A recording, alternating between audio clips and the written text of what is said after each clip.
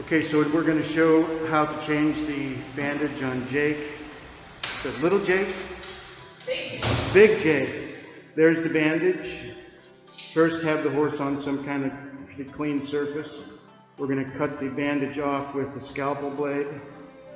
And Dr. Means is doing that. Notice the horse is not sedated. Someone's holding the horse. Okay, you want to, before you do this, or actually after you do this, we want to wash your hands. So we don't want to touch the wound with dirty hands. There's two things that cause granulation tissue or proud flesh, and that's movement and infection. So the bandaging is to decrease the movement, and then try not to get it infected by using clean hands. Wash your hands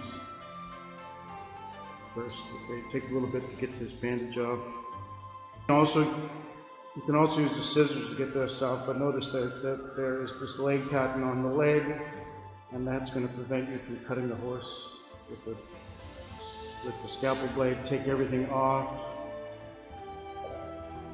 and unwrap everything. There's two layers. There's the leg cotton, and then there's this gauze that's holding. Just notice that the gauze goes over the horse's heel, and down below the horse's heel.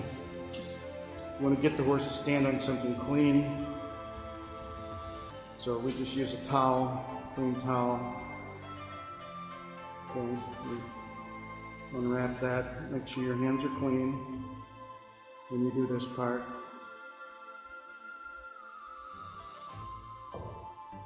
Okay.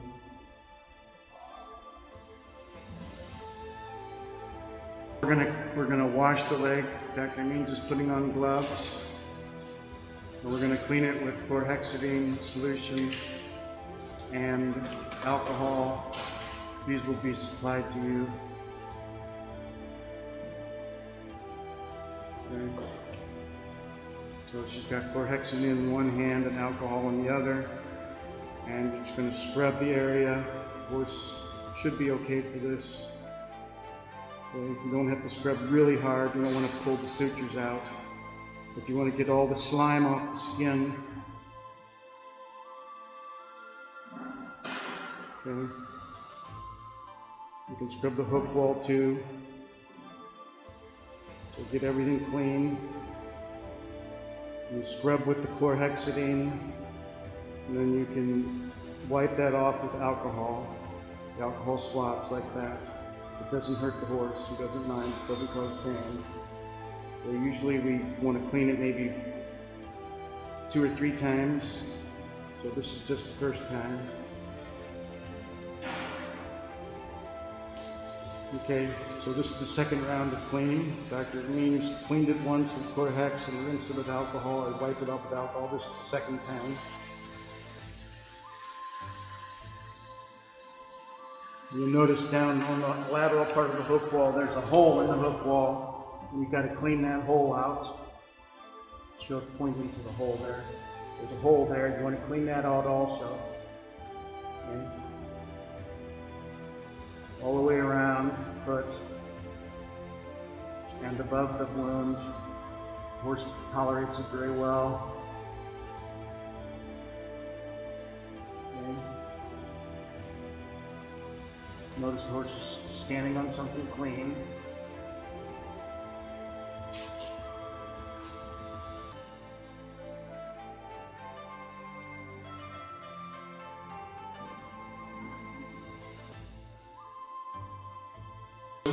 All the cleaning is done.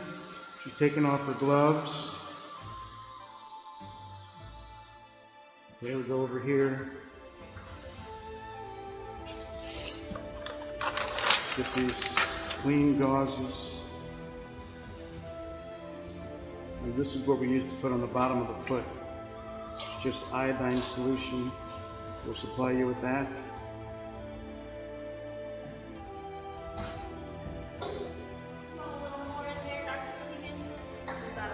It's okay. Then we're going to take this non-stick pad. Okay. We're going to put triple antibiotic ointment on it. Just put a little line on it there. Okay. And then we take the cling gauze, which is soft, stretchy white gauze. Make sure your hands are clean when you do this. Okay. The foot, she's going to put this non-stick pad right over the wound, like that, and then we're going to hold that on with this soft, clingy gauze, and we've got to make sure we go underneath the heels for some of the wraps, otherwise it's not going to stay on. You got to get underneath it, so pick up the horse's foot and go underneath there like that. That's important. It doesn't have to be every throw, but there's got to be several of them that go underneath the heel. Otherwise that is going to roll up. Okay? This is nice, soft, stretchy gauze, so you're not going to put it on too tight. To end it, you just tuck it in on one of the throws like that. Okay? That's that. This leg cotton, then brown gauze, and vet wrap. And the key thing here is to put this leg cotton on so that it ends at the bottom of the foot. Don't overlap the bottom of the foot too much. So it has to, because we don't want the horse walking on a pad. So you put that down all the way down to just below the heel bulbs like that. The horse has got the leg in that position, that makes it easier. Okay, if not, just stick the horse's leg up a little bit. Okay, that goes on. Then you want to compress this on with the brown gauze, which is wide, non-stretchy gauze, and overlap about 50% each throw. And you want to make sure that when you get down to the heel bulb, you go underneath the heels with it. Okay, it has to go underneath.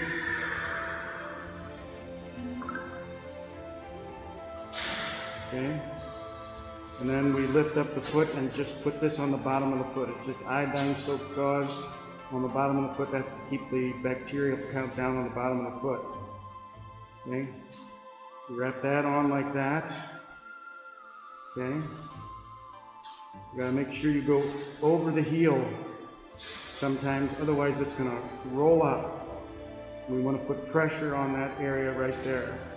Okay, once you get over that, then the horse will put the foot down, and then you wrap up, going up above, overlapping 50% each time. You can pull kind of snug to get the bubbles out of the bumps out of the leg cotton.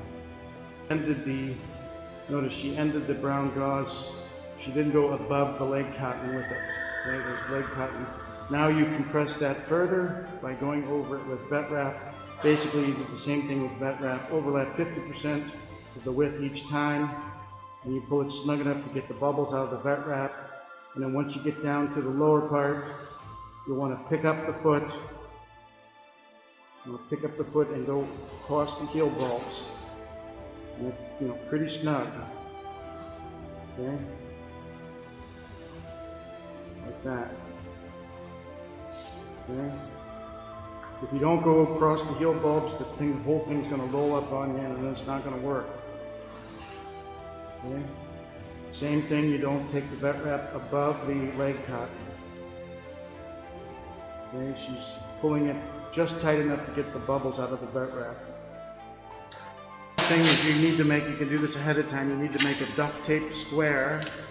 So she's making it by putting it on the wall here.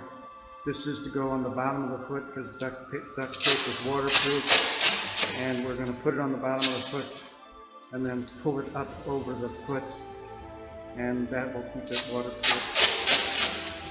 So make it big enough so that it will cover the bottom of the foot, a big enough square that it will cover the bottom of the foot.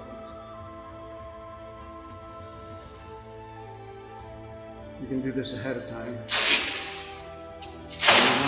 You probably don't use a wooden wall because it's going to pull the wood off the wall, so you need something like some kind of flat surface that it won't stick to very well.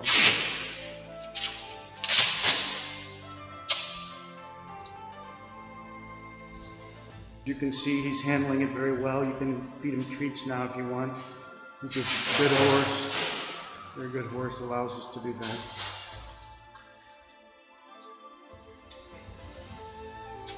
Okay, then you peel the duct tape square off the wall, try to keep it together.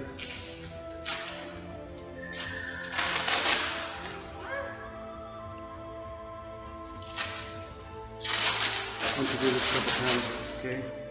Then this goes on the bottom of the horse's foot. So you pick up the foot and stick it on the bottom of the foot, like so. Wrap it up over the bottom of the foot.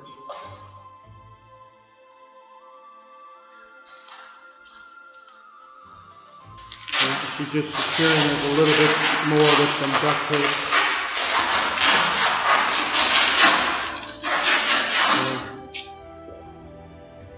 Like so.